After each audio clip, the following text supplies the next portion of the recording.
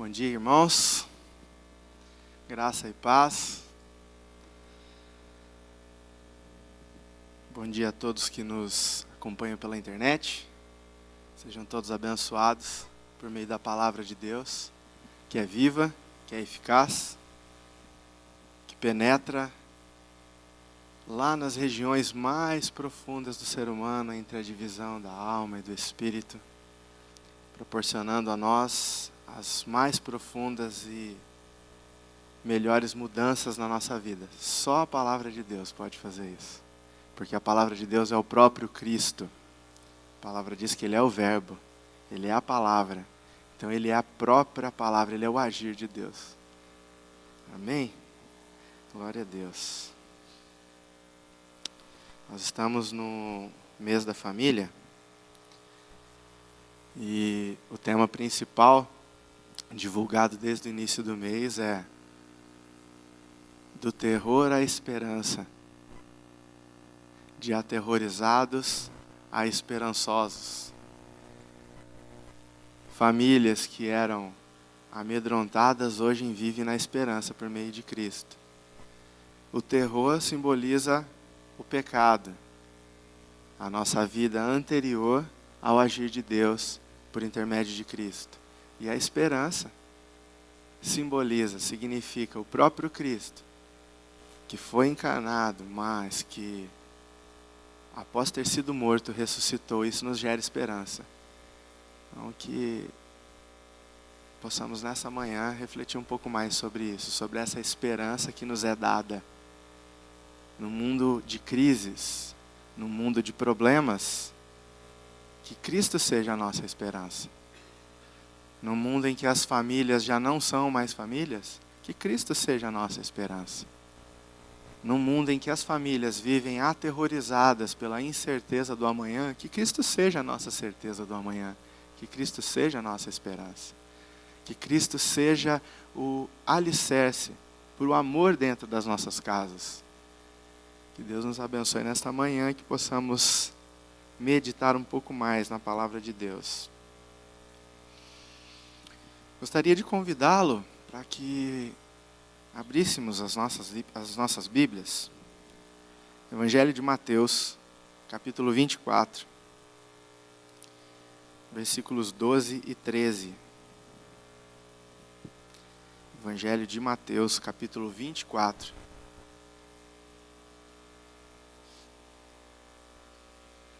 Versículos 12 e 13.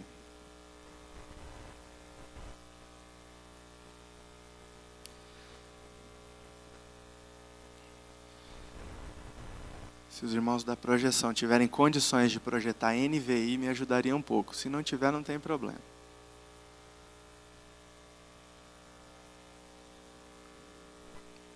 Eu vou repetir uma vez mais. Mateus 24, 12 e 13. Vamos ler a palavra.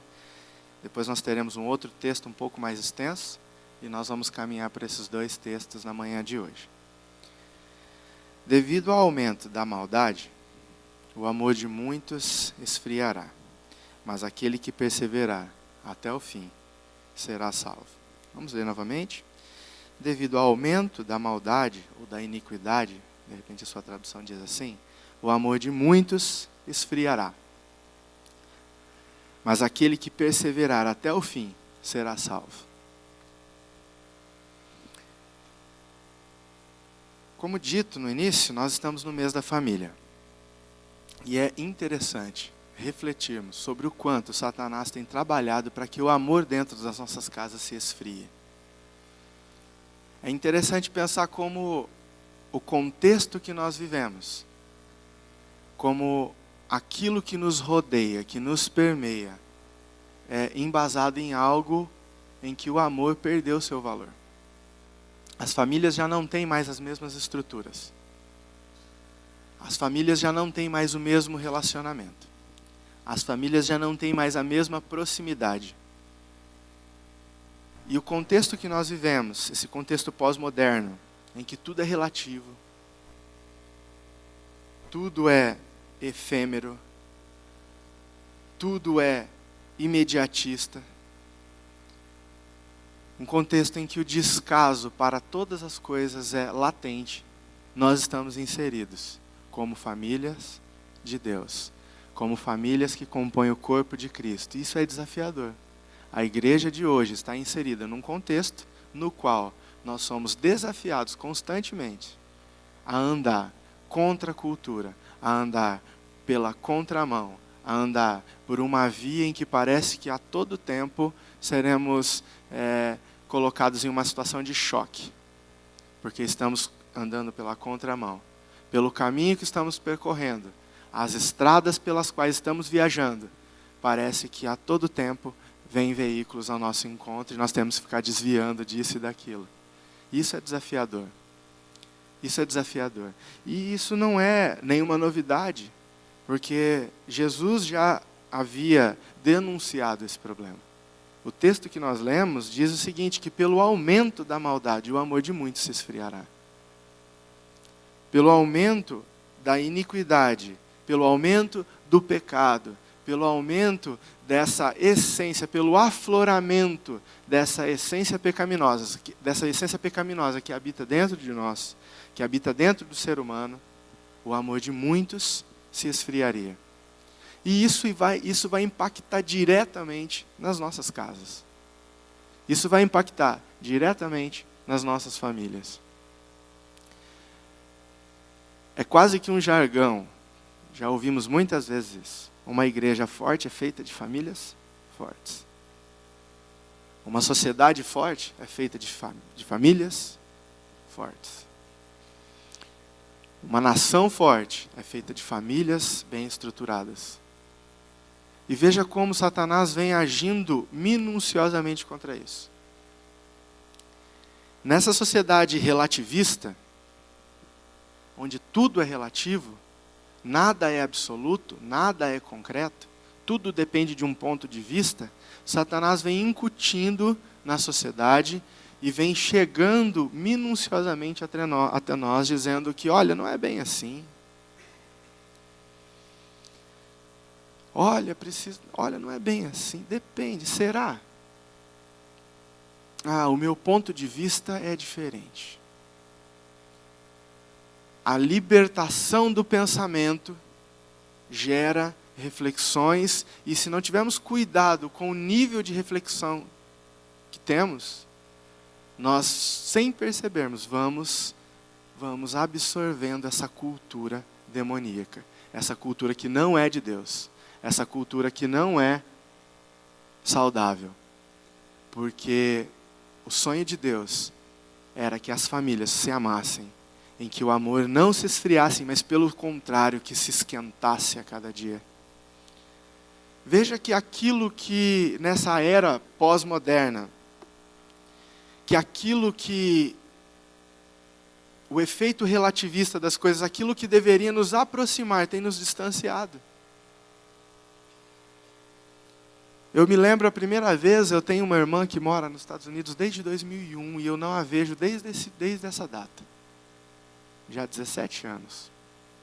E eu me lembro a primeira vez que nós nos falamos pela internet e nós a vimos. Eu me lembro que foi um evento em casa. Nós ligamos o computador, aqueles grandes ainda, né? Não era nem esses pequenininhos, o notebook ou tablets ou celulares. Ligamos, abrimos uma conta no Skype, na época acho que era MSN, eu acho que era isso. E nós nos falamos por vídeo pela primeira vez, foi super emocionante, meus pais a viram, e foi um evento em casa. E nós pensamos, uau, a tecnologia nos aproxima, traz aquele que está lá longe para perto. Mas veja como Satanás é minucioso, ele vai incutindo minuciosas coisas, e hoje aquilo que deveria nos aproximar nos distancia.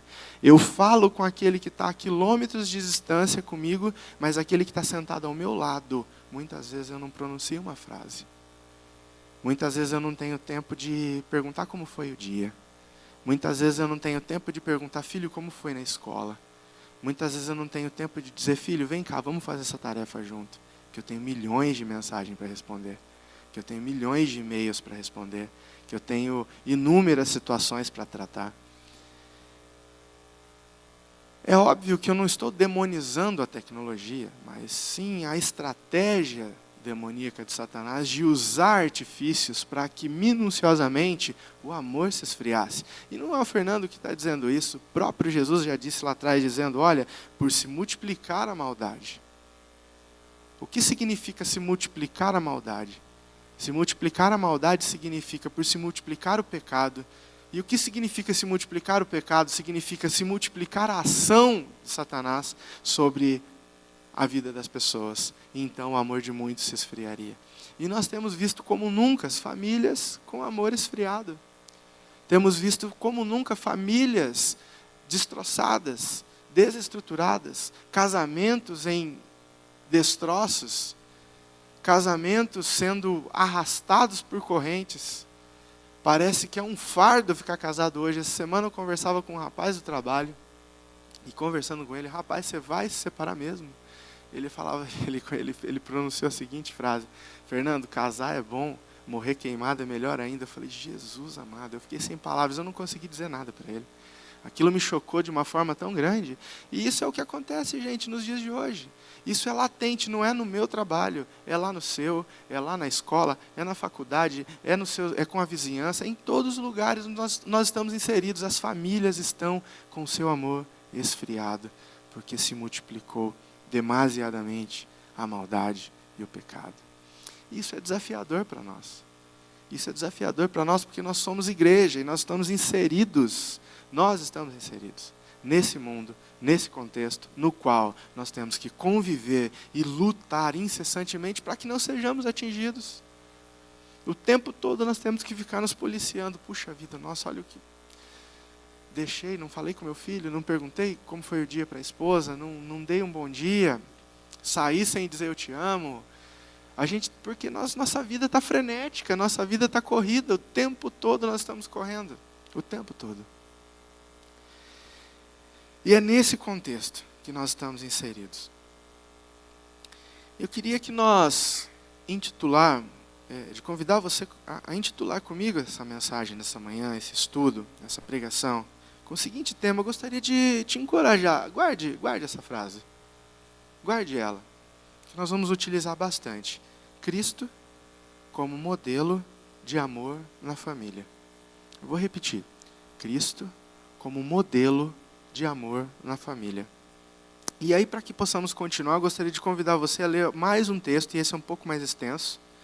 É Efésios capítulo 5, 21 até o 33.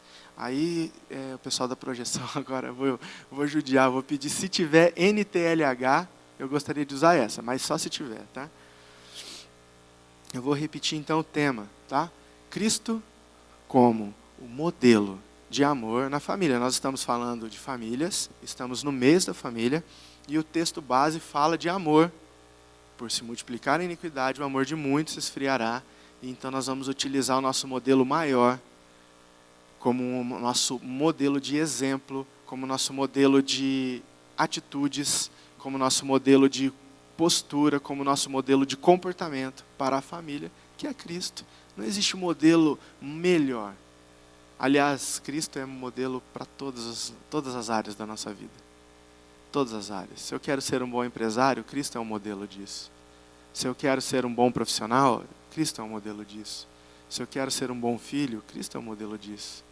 Se eu quero ser um bom marido, mesmo que não tenha casado, Cristo nos ensina em relação a isso. Cristo é o único modelo para as nossas vidas. Então nós vamos ler agora Efésios capítulo 5, do 21 até o 33. Efésios capítulo 5, do 21 até o 33, vamos lá. Sejam obedientes uns aos outros pelo respeito que têm por Cristo. Esposa, obedeça ao seu marido, como você obedece ao Senhor. Pois o marido tem autoridade sobre a esposa, assim como Cristo tem autoridade sobre a igreja. O próprio Cristo é o Salvador da igreja, que é o seu corpo. Portanto, assim como a igreja é obediente a Cristo, assim também a esposa deve obedecer ao seu marido. Marido, ame a sua esposa, assim como Cristo amou a igreja e deu a sua vida por amor a ela. Ele fez isso para dedicar dedicar a igreja a Deus, lavando-a com água e purificando-a com sua palavra. E fez isso para também poder trazer para perto de si a igreja em toda a sua beleza, pura e perfeita, sem manchas ou rugas ou qualquer outro defeito. O homem deve amar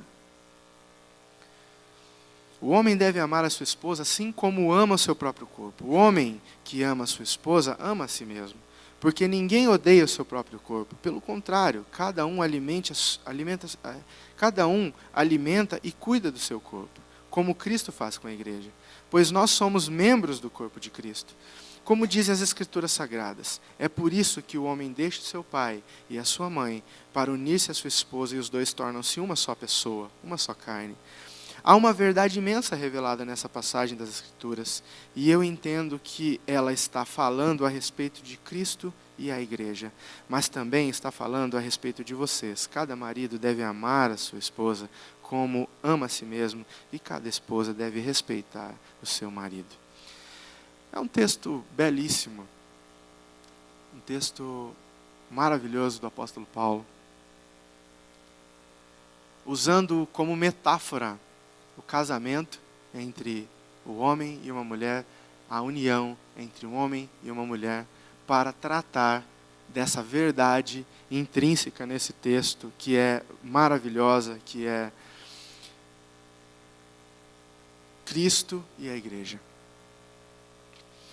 E ele também ensina, revelando nessa metáfora, nesse relacionamento do noivo com a noiva, de Cristo com a sua igreja, desse marido com a sua esposa, ele pode nos ensinar com a família.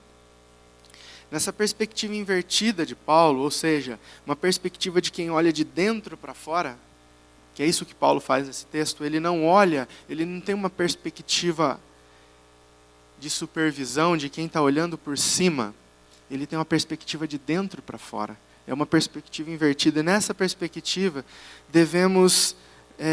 Paulo revela que nós devemos nos amar na família, nos moldes de Cristo. E com isso nós vamos meditar nessa manhã por alguns exemplos do amor de Cristo para com sua igreja, para que então nós possamos aprender e aplicar esses modelos dentro da nossa casa, nesse mundo, nesse contexto complicado em que vivemos. E o primeiro deles é: o amor de Cristo é doador.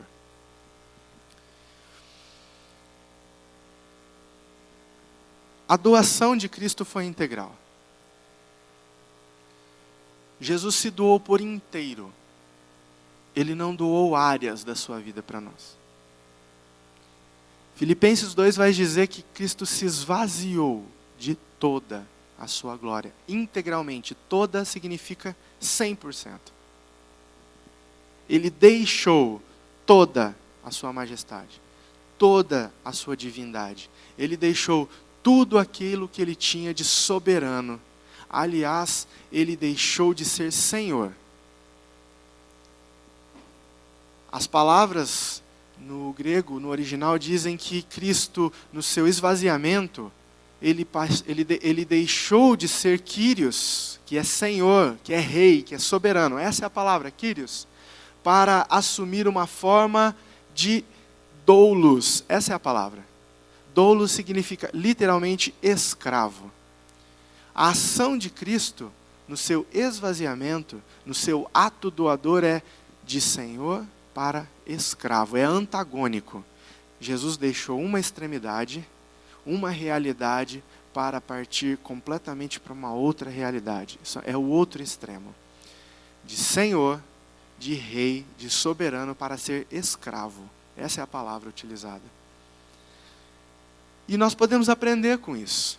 Se o marido deve amar a sua esposa como Cristo amou a igreja, e qual foi o formato do amor de Cristo pela igreja? O primeiro exemplo que nós estamos meditando é que esse amor ele é doador. Mas ele não é doador de parte do meu patrimônio. Não, é 100%, é todo. É integral. Jesus se doou por inteiro, ele abriu mão de tudo, até assumir forma de ser humano, de homem, a ser encarnado, como eu e você. E aí nós sabemos que ele passou frio, que ele passou sede, que ele teve fome, que ele teve angústias, que ele chorou, que ele ficou triste. Amigos seus morreram e ele ficou triste.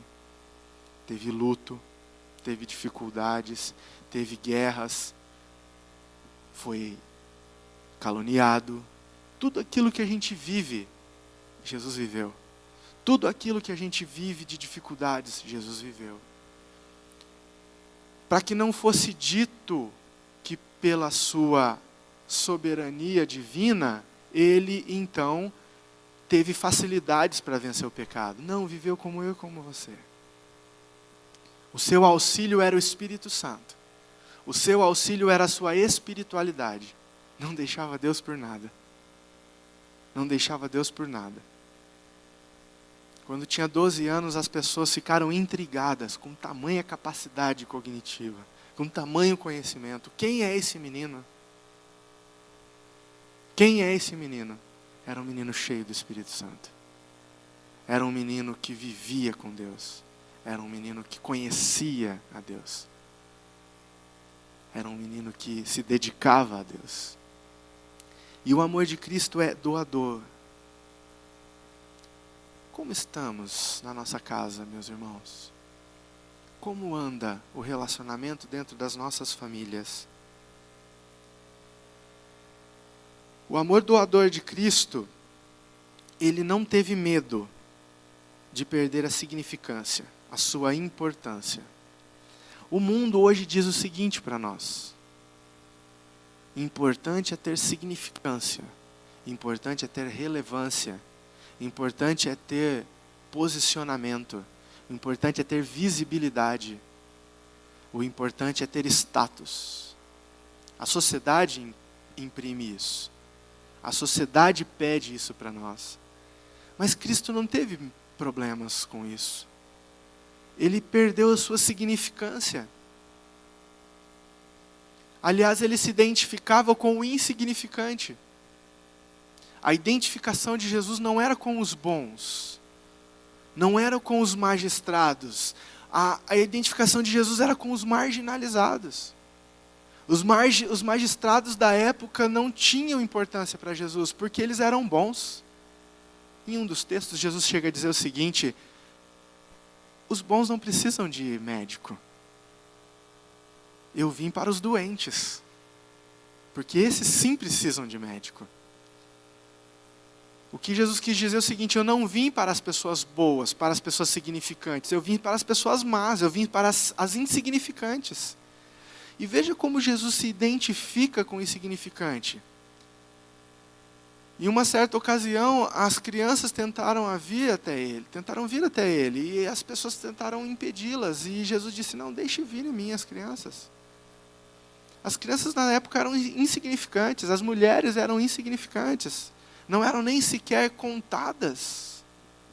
As narrativas bíblicas diziam o seguinte: haviam tantas pessoas, sem contar mulheres e crianças. Elas não eram mensuradas, eram insignificantes. E Jesus se tornou insignificante. Quando Jesus diz: venham até a mim, deixem vir a mim as crianças, Ele está dizendo: olha, eu me identifico com o insignificante. Quando as pessoas não têm significância, é lá que eu quero estar. Onde as pessoas são pecadoras, é lá que eu quero estar. Olha que desafiador isso. Olha que desafiador para nós como igreja. Aonde as pessoas insignificantes estão, é lá que eu devo estar, é lá que eu quero estar. É assim que Jesus fazia. E Jesus não se importou com a insignificância. Mesmo que a sociedade da época, já nessa época, dizia o contrário. O amor de Cristo, o amor doador de Cristo, ele era altruísta. Mais importante do que a si mesmo era o seu semelhante. Mais importante do que qualquer outra coisa era o seu próximo. A sua missão estava traçada. O seu planejamento estava feito. E ele era 100% consistente. E em momento algum ele titubeou, ele desviou do caminho, ele sentiu medo, porque a sua missão estava traçada. Jesus sabia o que deveria fazer. E ele em todo tempo, dava mais importância ao semelhante do que a si mesmo. Me lembro de uma passagem que Jesus estava cansado, estava muito sobrecarregado. Talvez no auge do seu ministério, os textos bíblicos diziam que as multidões o cercavam, porque a sua fama já percorria por muito longe. Os milagres, as palavras, as libertações, cegos que passavam a ver, paralíticos que voltavam a andar, mudos que voltavam a falar. A sua fama já estava longe, ele estava aqui, a sua fama já estava a quilômetros à frente dele, porque percorria muito rapidamente. E olha que nem tinha o WhatsApp naquela época. E em uma certa ocasião, Jesus chega, prega para uma multidão, cansado, no final do dia. Jesus entra num barco e fala para os discípulos, vamos atravessar para o outro lado, porque nós precisamos descansar. E quando ele chega do outro lado, a multidão tinha chegado antes dele. E aí os discípulos queriam dizer para Jesus, vamos dispersar a multidão. Aí Jesus pensa bem e fala, não, eles têm fome. Eles têm sede. E Jesus, cansado, no seu amor altruísta, em que a si mesmo não importava, mas antes disso, o seu semelhante, prega e ainda faz multiplicações de alimentos, e todas aquelas pessoas são alimentadas. Jesus era assim, o seu amor era altruísta. O seu amor era baseado no outro. Jesus entendia a verdade da expressão amar a Deus sobre todas as coisas e ao próximo como a si mesmo. Sexta-feira eu tive uma experiência e aquilo me deixou muito mal. Meu pequeno está doentinho, semana inteira, e aí ele já vem de um quadro de infecção, tinha tomado antibióticos recentemente. A pediatra falou, olha, não dá para dar antibiótico agora, vamos esperar mais uns dias. E aí nós levamos no médico, ela falou, segura, e aí quando deu sexta-feira, nós voltamos com ele, ó, doutora, está piorando, e aí ela falou, ó, mas é o seguinte, eu vou prescrever um antibiótico aqui, vocês só vão dar se ele tiver mais uma febre. A tolerância é essa febre da manhã. Mais uma febre, vocês vão e compram antibiótico. Aí eu cheguei do trabalho, estava bem. Quando deu umas 10 horas da noite, febre. Aí eu peguei a receita, fui para a farmácia comprar o remédio, o antibiótico. E estava lá negociando, né, na farmácia. Puxa vida, mas digita o CPF aí, até do vô, de quem quer que seja, né, para ver se consegue um descontinho a mais, porque é tão caro, né. E negociando ali com o atendente, com a farmacêutica e tal, e tinha uma pessoa do meu lado, assim, um pouco para frente. E eu comecei a perceber que aquela pessoa estava fazendo um unidunité na sua lista de medicamentos, porque não ia ter dinheiro para comprar toda a lista. Mas eu estava tão angustiado, porque a febre voltou, né, e os pais de primeira viagem, né, não pode ter uma febre que fica tudo doido, né? Todo mundo diz para mim, vocês têm que ter o segundo para ver se alivia um pouco a carga. Não alivia, né? Não alivia, né? Tá certo. E quando eu percebi, eu já tinha pago a conta, já estava dentro do carro, dei partida no carro, aí caiu a ficha. Eu falei, eu devia ter pago o remédio para o rapaz. Não que eu tivesse dinheiro sobrando, né? A gente está todo mundo nessa berlinda aí, mas o Espírito Santo falou para mim, olha, se fosse Jesus, tinha pago o remédio dele. E eu percebi, porque na hora, parece, sabe aquelas cenas de foco e desfoque, que você está vendo uma coisa focada e tem outra desfocada na frente? Na hora mudou o foco, Jesus mudou o meu foco, eu deixei de ouvir o que o farmacêutico me dizia, para ouvir o que o rapaz estava falando com o farmacêutico dele. Já era o Espírito Santo me dizendo, olha, ele não tem dinheiro para comprar o remédio. E eu fui para casa destroçado. Eu falei, será que o filho desse rapaz vai ficar sem remédio? Será que a mãe, que o pai, que o irmão, não sei quem quer que seja, ou ele mesmo, vai ficar sem remédio? Porque eu não tive a sensibilidade. Aquilo me deixou muito mal na sexta-feira à noite.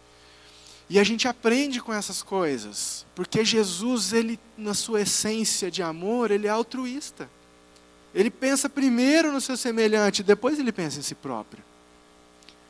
E isso tem implicações seríssimas dentro das nossas casas. Como que nós estamos no casamento, na paternidade, na maternidade, na irmandade? Como que nós estamos em relacionamento? Será que nós somos altruístas? Ou a nossa família é mais ou menos cada um para si? Primeiro eu, depois ele. Eu lembro que quando eu era criancinha, assim, imagino, não sei exatamente, mas devia ter 5, 6, 7 anos. Quando chegava a visita em casa, primeiro a visita se servia. Depois a gente ia se servir. E ficou marcado um beliscão, que eu nunca vou esquecer daquele beliscão. A tia chegou em casa, junto com o tio, com os primos, e estava aquela festa toda, e aí a mãe chamou, gente, está pronta a comida, vamos comer. Eu fui lá, peguei o prato e fui. No que eu estava colocando a comida, o beliscão chegou na costela, assim que eu cheguei até a envergar. E eu não vou esquecer daquilo nunca. E agradeço meu pai por isso. Porque primeiro era a tia, era o tio, era o primo, porque eram os nossos convidados. E veja como a gente vai perdendo essas coisas. A gente perde essas coisas porque o amor vai se esfriando. E por que ele se esfria? Porque a maldade se amplifica. Porque o pecado se modifica e vai nos pegando sem que a gente menos perceba. Como estamos? Como estamos? Como está a nossa casa? Cristo como modelo de amor na família. E o primeiro exemplo que nós meditamos nessa manhã foi o amor de Deus, o amor de Cristo é doador. O segundo é o amor de Cristo supera todos os limites. E eu vou ficar repetindo para que de uma forma didática você vá absorvendo. Porque se você sair com essas expressões gravadas daqui, já vai gerar um grande efeito nas nossas vidas. O segundo exemplo desse Cristo que é modelo de amor na nossa família é: o amor de Cristo supera todos os limites. O amor de Cristo por nós, o amor de Cristo pela sua igreja, superou vários limites. Um deles é o limite da sua glória. Imagine comigo, meu irmão, que coisa de maluco, que coisa de doido se pensarmos racionalmente na nossa sociedade. Imagina a rainha da Inglaterra descendo do seu palácio. É Buckingham que fala? Acho que é isso, né? É por aí. Alguma coisa nesse sentido. E vindo morar no mais baixo escalão da favela. É isso que Cristo fez. Ele superou o limite da sua glória. Isso é extremamente desafiador. Como deixar um trono e vir morar na periferia? Como deixar uma majestade, um senhorio? Sabe o que está acontecendo nesse exato momento? Cristo está sentado à destra do Pai, em um trono. E ao redor desse trono, os anjos proclamam: Santo, Santo, Santo, Santo, Santo. E não para, eles continuam dizendo: Santo, Santo, Santo, Santo. E os anciões, e os seres viventes, e todas aquelas figuras relatadas no Apocalipse estão ao redor desse trono dizendo: Santo, Santo, Santo, Santo. E Ele tem prazer nisso. E Ele é digno disso. E esse Deus digno, merecedor de ser incessantemente chamado de Santo, Santo, Santo, deixa toda a sua glória para vir habitar na terra, no nosso meio. O amor de Cristo pela sua igreja supera o limite da sua glória. É mais importante para Ele estar no nosso meio do que estar num trono recebendo elogios e adoração. Olha que forte isso. E veja que Jesus não depende, de que Deus não depende de nós. Como se nós, com a nossa adoração, nutríssemos a Deus, e Deus sem a nossa adoração ficaria desnutrido. Então eu dependo da adoração dos seres humanos, então eu vou lá, vou redimir, vou restaurar, porque eu dependo disso. Não. O Gênesis nos mostra que eles eram suficientes na Trindade. O Pai, o Filho e o Espírito Santo já eram suficientes. Ele não precisa de nós, mas por querer se relacionar conosco, nos cria. E mesmo assim, Ele acha mais importante estar no nosso meio do que estar num trono, recebendo glórias, recebendo elogios e adoração.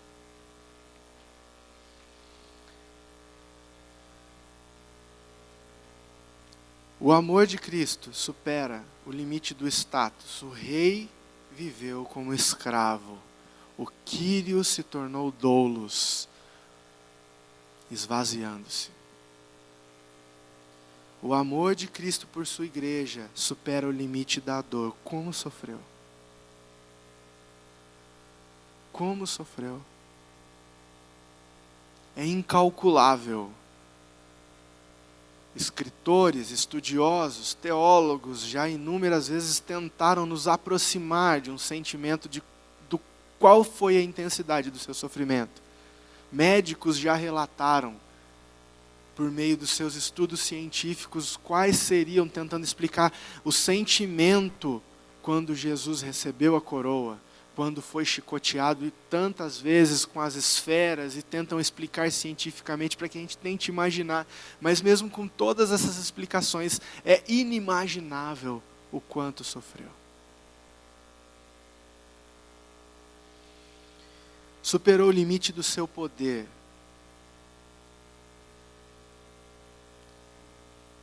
Foi zombado, foi testado. Diziam a ele: você não é Deus? Desce. Diziam a ele: você não é o Filho de Deus? Então por que não salva a si mesmo? Zombavam dele. E a qualquer tempo, a Bíblia nos diz que se ele desse ordem aos teus anjos, seriam todos aniquilados. Mas ele superou o limite do seu poder. Ele poderia ter usado o seu poder, mas ele superou o limite do seu poder por nos amar. Nós podemos aprender com Cristo. Como andam os limites na nossa casa? Como andam os limites de nós filhos? Como andam os limites de nós maridos, esposas? Como andam os limites? Nós temos superado limites? Não, mas o meu limite é até aqui. A partir daqui eu já não dou conta mais. Podemos aprender com Jesus. Limites podem ser superados. Existem pessoas que dizem o seguinte: eu não perdoo. Existem pessoas que dizem: eu não relevo. A minha característica é assim, a minha personalidade é assim. Meu irmão, não existe caráter que não possa ser forjado por Cristo. Não existe personalidade, comportamento que não possa ser modificado pela ação do Espírito Santo. O que a gente não entende muitas vezes é que quando o texto bíblico nos diz que nós somos novas criaturas, é que às vezes a gente acha que nós somos mais ou menos uma nova criatura. A proposta de Jesus é que seríamos, após uma colisão, e lá no Éden, na queda, essa colisão deu PT. Não tinha mais salvação. Não tinha mais como ir para o funileiro, não tinha mais como restaurar. E aí a proposta de Jesus é a seguinte: olha, eu venho e eu vou dar um carro novo, é zero, é ir lá na agência e pegar um carro novo. As coisas velhas passaram, tudo se fez novo. Tudo se fez novo. Mas a gente vive querendo remendar, a gente vive querendo passar massa, lixar e pinta e retoca. Quando Jesus está querendo dizer para nós o seguinte: olha, é novo. É comportamento novo, são atitudes novas. São pensamentos novos. Então não existe essa de eu não posso, eu não consigo, eu não tenho condições de perdoar. Tem sim.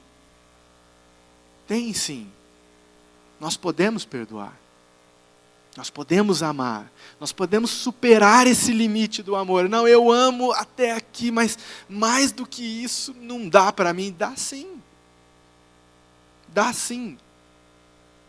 Casamentos estão destroçados, estão sendo desfeitos a todo tempo, porque o amor tem um teto. Mas para Cristo não existe teto, o céu é o limite, isso é infinito. O amor em Deus não tem tamanho. O perdão em Deus não tem tamanho. A Bíblia diz que o seu amor cobre multidões de pecados. Tem uma outra tradução que diz que o amor de Deus cobre montanhas de pecados. É incalculável o tamanho do amor de Cristo. É incalculável o tamanho do amor de Deus. Não tem limites. O ser humano põe limites, mas Jesus está nos convidando a uma vida de superação de limites. Como Ele superou limites. Como Ele deixou a sua glória, como Ele superou o limite da glória, o limite do status, o limite da dor, o limite do seu próprio poder, Jesus superou o limite da separação com Deus. Veja que até aquele exato momento no decorrer da história, que nós não temos condições de mensurar quantos anos aconteceram, a gente tenta se aproximar, quantos anos se passaram até aquele exato momento, mas chega um momento que pela primeira vez, Deus se vira de costas para Jesus. Estudiosos dizem, os teólogos dizem que as dores, que as chicoteadas, as chibatadas, as lanças que os transpassaram, a coroa de espinhos, o suor de sangue, nada disso se comparou com a dor de ter se separado do Pai. E aí Jesus diz, olha e diz o seguinte: Elohim, Elohim, por que me desamparaste? Deus meu, por que me desamparas? Por que se vira de costas para mim? Jesus supera, inclusive, o limite da separação com Deus. Ele não conhecia isso. Porque o nosso pecado caía sobre Ele. Deus se vira de costas para Ele. E Jesus supera esse limite. Então, por que nós não podemos aprender com isso? Por que dentro das nossas casas nós não podemos aplicar isso? Superação de limites. Por que nós não oramos? Deus, o meu amor é até aqui, então que eu possa, através do Teu Espírito Santo, através da Tua ação em mim, que eu possa então superar todos os limites dentro da minha casa. Para que a minha família seja forte, para que a minha família seja contra a cultura, para que a minha família seja profética, para que a minha família seja profética, quando eu digo profética no sentido de denunciar, no sentido de brigar, no sentido de gritar e dizer, não, aqui é diferente. Porque era assim que os profetas faziam no Antigo Testamento. Eles subiam em palanques e profetizavam, eles denunciavam o pecado. Que as nossas famílias sejam proféticas. Que as nossas famílias estejam nesse pedestal, nesse palanque, nesse púlpito, dizendo, não, aqui existe a ação do Espírito Santo. Aqui existe a ação de Cristo. O amor de Deus supera todos os limites. Todos os limites.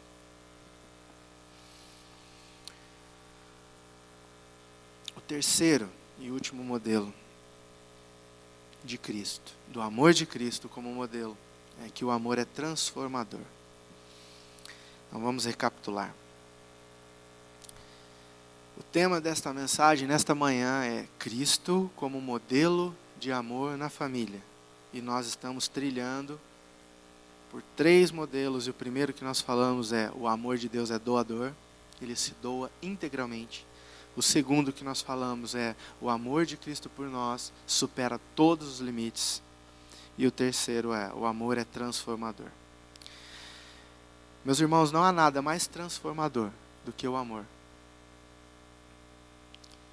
Não há ação mais transformadora do que o amor. Veja que eu pronunciei ação, amor. Atitude, amor. Eu não disse sentimento, amor. Porque o sentimento precisa ser externalizado para que tenha efeito. Se eu amar o meu filho incessantemente, mas eu não externalizar isso para ele, vai chegar uma hora que ele vai olhar para mim e falar: pai, você não me ama. Você nunca disse isso, você nunca mostrou isso. Mas filho, eu te amo, filho. Mas eu nunca mostrei isso. O amor que transforma é aquele amor praticado. É aquele amor feito. Não é simplesmente o amor sentido. É o amor que é externalizado.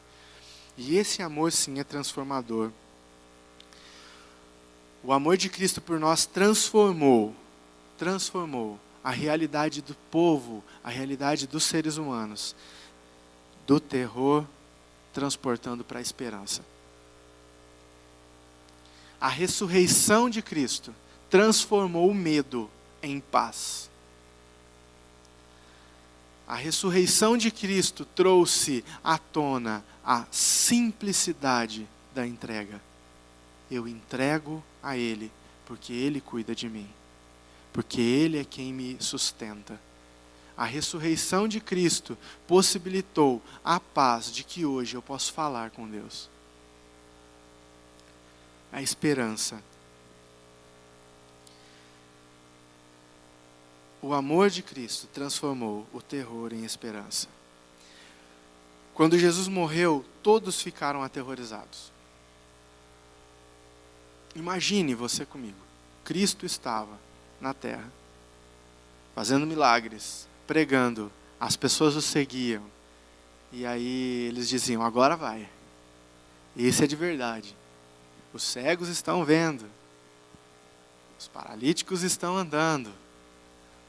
Os possessos estão sendo libertos. As palavras dele nos transformam. E as pessoas diziam: agora vai. Agora vai. É esse o cara. É essa pessoa. Esse é de fato o Messias. E aí havia aquela comoção. Havia aquela empolgação. Havia aquele sentimento de que agora sim vai dar certo. Aí de repente, vem, prendem ele calado. Vêm e levam ele, o açoitam e ele calado. Perguntam a ele: você é culpado? Ele diz assim: você que sabe. Tu dizes, não sou eu que estou dizendo. Mas você afirma ter dito ser o Filho do Deus Todo-Poderoso. Você está dizendo, você quem sabe. Como ovelha muda foi levada ao matadouro. Como ovelha muda foi levada ao matadouro. E aí, de repente, imagino eu que eles deviam ficar meio de longe. Ele: não, mas vai chegar na hora e ele vai fazer um milagre, ele vai dar uma de super-herói, vai descer e aí vai explodir, sei lá, né? Aí a gente usa a imaginação da época, né? Como que eles pensavam. Hoje a gente ia pensar: nossa, sei lá, as joias, né? E aí vai dar uma de Thanos, vai estalar o dedo e as coisas vão acontecer, não sei. Mas de repente ele morre. Aquela empolgação, aquela animação, aquele sentimento de agora vai, aquele sentimento de esse de fato é o Messias, se torna terror. João, no capítulo 20, versículo 19, diz que os discípulos fugiram e ficaram trancados, aterrorizados. Porque ele havia sido morto, ele tinha morrido. Eles ficaram aterrorizados. Mas no terceiro dia, a ressurreição trouxe a esperança. E Jesus aparece diante deles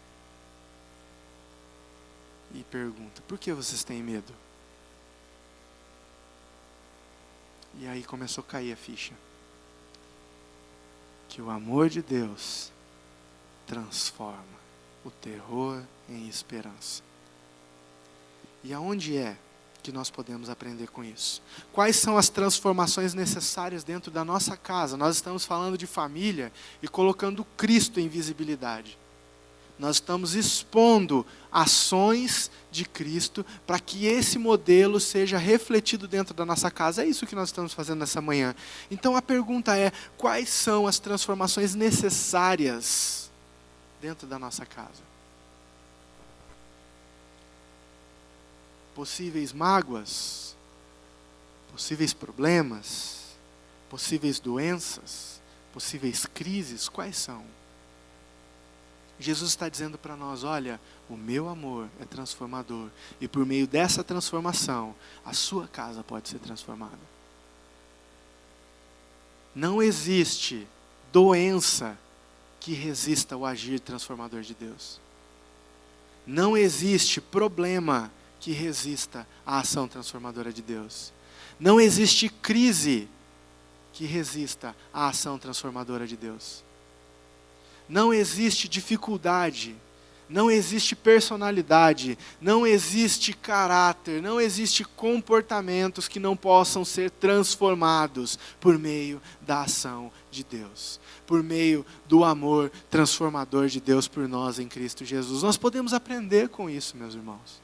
Nós podemos transformar a nossa casa. Nós temos a possibilidade de, ao olharmos para Cristo, todos nós que estamos aqui reunidos nessa manhã, todos nós que estamos em casa ouvindo essa mensagem, desse menino que vos fala, que teria mais que ouvir a vocês todos do que estar aqui falando, mas todos nós podemos fazer das nossas famílias, famílias que estão fundadas em Cristo. Famílias inabaláveis, fundadas na rocha que é Cristo. Todos nós podemos. Se olharmos para as suas impressões, Jesus, através do seu amor, imprimiu várias coisas na sua vida, na sua curta vida, no seu curto ministério, no curto prazo de tempo que foi visto, que foi conhecido, porque até meados dos seus 30 anos não era nem visto, era um simples carpinteiro, era um bom filho. Mas nesse curto espaço de tempo em que foi visto, que se expôs ao mundo, que se colocou em visibilidade, dizendo: olha os meus exemplos, eu tenho para vocês um exemplo de um amor que se doa integralmente, um amor que supera todos os limites, um amor que transforma toda e qualquer situação. Veja que todos os exemplos de Cristo, todos vinham de situações inusitadas de complexidade. A mulher do fluxo de sangue havia gastado tudo, já não tinha mais recursos. Transformada. O amigo Lázaro já estava há dias sepultado, cheirava mal, ressuscitado. O cego Bartimeu que gritava: Jesus, filho de Davi, tem compaixão de mim. Porque estava separado da sua casa. Não podia estar no templo. Não podia sequer estar dentro dos muros, porque tinha uma doença. E ele era considerado impuro, estava fora, gritava: tem misericórdia de mim. Foi restaurado, foi curado. Não existe complexidade, não existe amplitude, não existe limite, teto para o agir de Deus. Não existe. Aonde Jesus chega, até a tristeza salta de alegria. Aonde Jesus está, não existe famílias destroçadas. Lares em que Cristo é o centro, não existe crise. Existe dificuldade, existe problema, mas as famílias dão as mãos e caminham juntas. Porque existe uma promessa de que no mundo nós teríamos aflições, mas Ele nos orienta, tem bom ânimo, porque eu venci, e a promessa está, vocês também vencerão. Então não existe essa situação de que nós estamos aqui, e eu nasci assim, e eu vivi assim, e não existe isso para nós. Se Cristo for o centro da nossa casa, da nossa família, o nosso casamento será o melhor casamento. Os nossos filhos serão os melhores filhos. Os nossos filhos serão os mais inteligentes. Os nossos filhos serão os mais bem-sucedidos. Porque Cristo é o centro. Porque Ele está no centro. Porque Ele está no centro e nós estamos em sua volta. Porque nós replicamos e retribuímos com isso. Quando nós colocamos Cristo no centro da nossa casa, nós estamos dizendo, Cristo, nós retribuímos. Porque o Senhor deixou um trono e que estava rodeado por anjos, então agora nós o colocamos no centro e nós retribuímos a tua ação e dizemos, Senhor, Tu és santo, Senhor, Tu és o centro, Senhor, Tu és o modelo, Senhor, Tu és a atitude, Senhor, Tu és a filosofia, Senhor, Tu és a cultura, o Senhor é quem rege a minha vida, então essa família é forte, consequentemente essa igreja é forte. E, consequentemente, esse lar, esse bairro é abalado. E, consequentemente, essa cidade é de Jesus. E, consequentemente, esse país é diferente. E, consequentemente, esse país é sem corrupção. E, consequentemente, esse país ele é visto como um lugar onde as pessoas vivem, onde as pessoas têm qualidade de vida. Porque Cristo é o centro. O mundo não entendeu isso. O mundo não entendeu isso. Enquanto nós deveríamos colocar Cristo no centro, o mundo diz, tira Cristo do centro. Enquanto o mundo diz, olha, eu vou tirar esse amor altruísta de Jesus para colocar o meu amor egocêntrico, eu no centro, o ser humano no centro, as minhas vontades no centro, as minhas ambições no centro. Nós precisamos aprender com Jesus. Nós precisamos aprender. Gostaria de convidá-lo a ficar em pé para que possamos orar nessa manhã.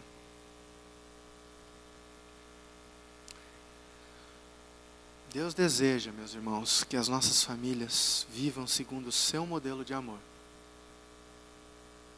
O texto diz que maridos amem as suas esposas como Cristo amou a igreja. E nós podemos dizer que famílias, vocês devem se amar entre si, como Cristo amou a igreja.